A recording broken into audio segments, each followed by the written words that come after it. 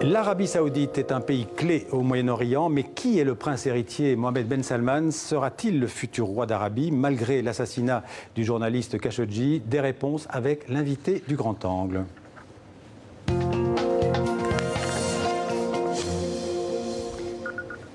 Bonjour Christine Ockrent.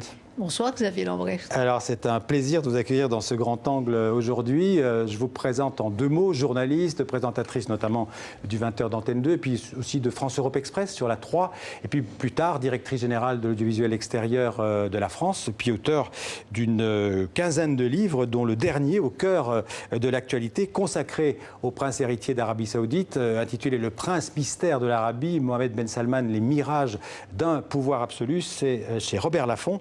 Alors avant de parler des suites, bien sûr, de l'affaire Khashoggi, l'assassinat donc à Istanbul de ce journaliste saoudien, d'abord, qui est ce jeune prince de 33 ans? Sa désignation comme prince héritier par son père, l'actuel roi Salman, a été une sorte de coup d'État, on peut dire, à l'intérieur du pouvoir saoudien.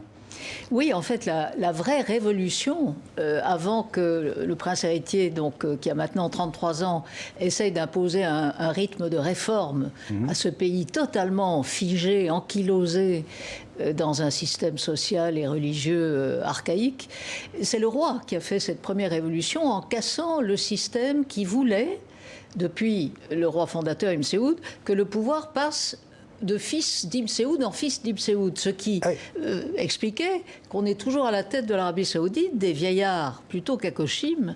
Oui, ce qui est incroyable, c'est qu'en fait le roi actuel, c'est le fils du fondateur de la dynastie.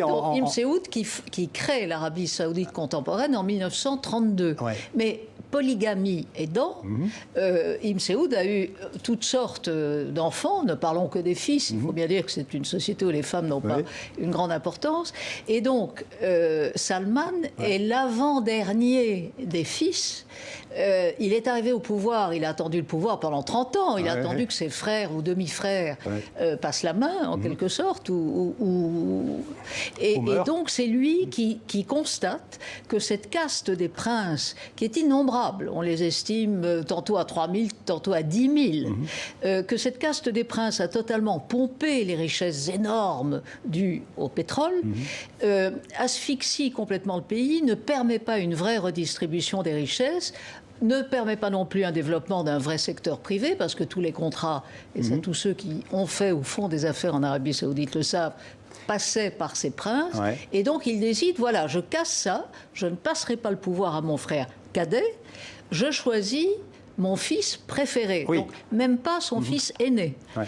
Celui qui n'est pas du tout occidentalisé, il n'est pas passé par une université anglo-saxonne, mais on le surnommait la canne de son père, quand il était proche, et totalement imprégné de cette culture très particulière qui reste tribale d'abord et religieuse, puisque c'est un système qui marche en fait sur deux pieds.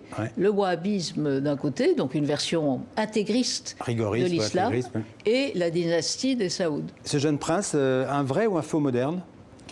C'est sûrement un moderne selon les critères d'une société qui nous échappe tout à fait. C'est ce qui m'a absolument passionné, c'est d'essayer de comprendre comment ce jeune homme qu'on a vu émerger parmi tous ces vieillards, comment se situe-t-il par rapport à une société, encore une fois, dont les mœurs nous paraissent à juste titre absolument insupportables. Mais est-ce qu'il est en phase avec la jeunesse Il est saoudienne? en phase avec la jeunesse, et c'est son meilleur atout, c'est ce que le roi, son père, qui a maintenant 82 ans, a très bien compris. 70% des Saoudiens ont moins de 30 ans. Ils sont très connectés sur les réseaux sociaux, mais totalement prisonniers, encore une fois, d'une société où les femmes ne peuvent pas se mélanger aux hommes, elles n'avaient pas le droit de conduire, etc. Et tout à coup, ce jeune prince dit... On va respirer, on va pouvoir écouter de la musique, c'était interdit, le cinéma, c'était interdit, les feux d'artifice, le sport, tout ça était interdit. Donc c'est plus qu'un modernisme de façade pour amadouer l'Occident? Il y a eu, évidemment, de la part de celui qu'on surnomme MBS, d'après ses initiales, l'effort de séduire cet Occident qui doit précisément apporter la technologie et les industries du divertissement. Son programme Vision 2030. Et son programme Vision 2030. Mais encore une fois, et nous faisons en fait toujours la même erreur. Nous pensons, nous autres Occidentaux, on a raison, on a mis suffisamment de siècles pour en arriver là, mais qu'à partir du moment où il y a modernisation relative, il y a forcément un espace politique qui se crée. Et en Arabie Saoudite, ce n'est pas le cas. Mais non. Ouais. D'ailleurs, on a fait la même erreur, si on se souvient, à propos de la Chine. Alors, qui est devenu un modèle. Un modèle pour lui, héritier. pour MBS. L'affaire Khashoggi, dont on parlait tout à l'heure, l'assassinat de ce journaliste saoudien dans le consulat saoudien d'Istanbul, vous diriez que c'est une bavure des services secrets saoudiens ou au contraire un acte délibéré avec la certitude de l'impunité?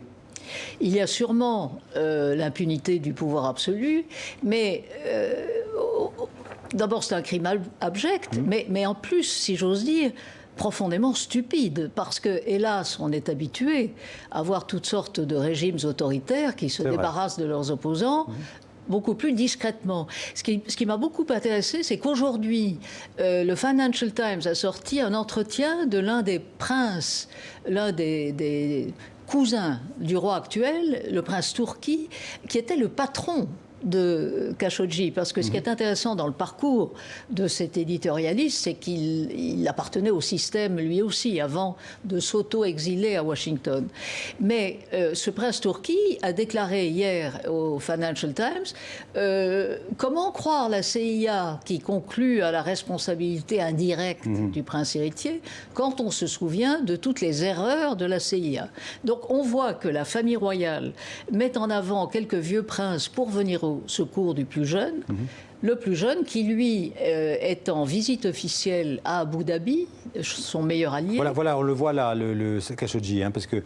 Oui, alors Khashoggi, donc, qui était très connu des médias anglo-saxons. Il avait son rond de serviette dans les chaînes d'information à Washington. Et il voulait s'installer en Turquie, d'ailleurs, je crois. Il voulait... Oui, parce qu'il a appartenu, il était toujours proche de la mouvance des frères musulmans, c'est-à-dire une version politique de l'islam. Détesté par MBS. Détesté par l'Arabie Saoudite et les Émirats, mais évidemment protégé par le président turc Erdogan et son parti l'AKP qui sont de fait des frères musulmans. Alors justement, je voulais vous poser la question plus tard, mais puisque vous parlez d'Erdogan, on peut dire qu'il a finement joué le coup depuis l'assassinat de Khashoggi. On peut dire que d'un certain point de vue, c'est lui qui gagne en fait dans cette partie de poker menteur au Moyen-Orient. Il réaffirme la prédominance de la Turquie dans le monde sunnite.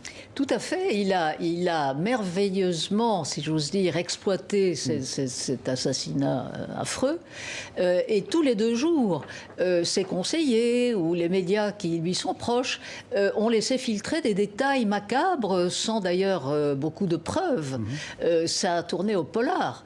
Et en même temps, il faut quand même savoir que le président Erdogan a mis en prison une bonne partie des journalistes turcs et des intellectuels turcs. Qui sont encore d'ailleurs aujourd'hui en prison. Tout à fait. Donc d'un côté, il s'est posé en défenseur de la transparence et de la liberté d'expression, ce qui est très bien. Malheureusement, il ne l'applique pas dans son propre pays.